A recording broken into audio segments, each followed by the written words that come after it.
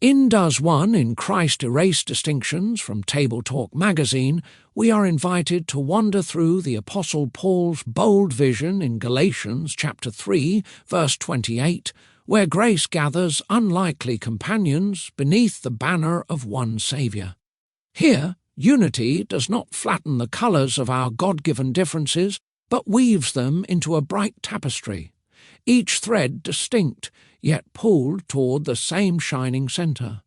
Paul's message sings against the noise of a world that cannot decide what to do with its divisions, reminding us that Christ creates a family out of every contrast, not by erasing our stories, but by anchoring them in His.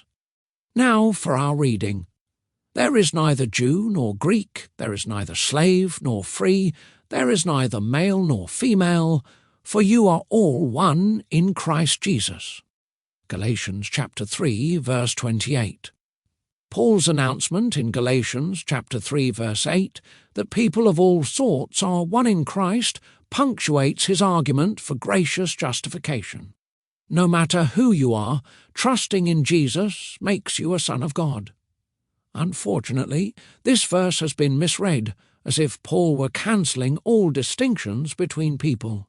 Yet Scripture addresses the spiritual implications of such human characteristics as ethnicity, social status, and gender. Jew and Gentile are useful titles describing distinct peoples to whom the Church sent different missionary teams. In terms of social differences, Paul teaches free and enslaved people how to honour God in their respective positions. Finally, in Christ, men and women have unique responsibilities grounded in God's created order. Those who are one in Christ Jesus do not transcend meaningful ethnic, social, and gender realities. So, what is Paul saying?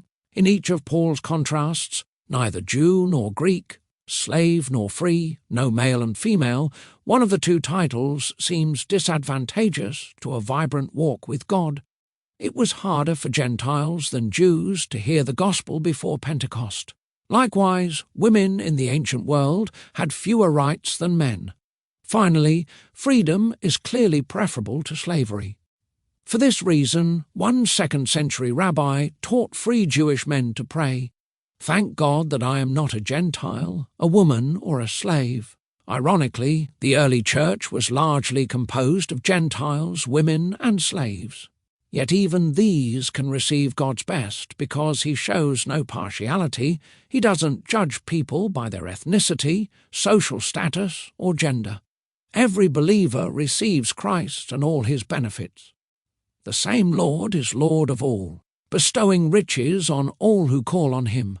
For everyone who calls on the name of the Lord will be saved. Rather than muting human differences, Galatians 3:28 encourages us to receive Christ as we are, no matter our apparent liabilities. If you have put on Christ, He is now the most important truth about you. The verse also urges us to be content in Christ, in whatever condition each was called, there let him remain with God.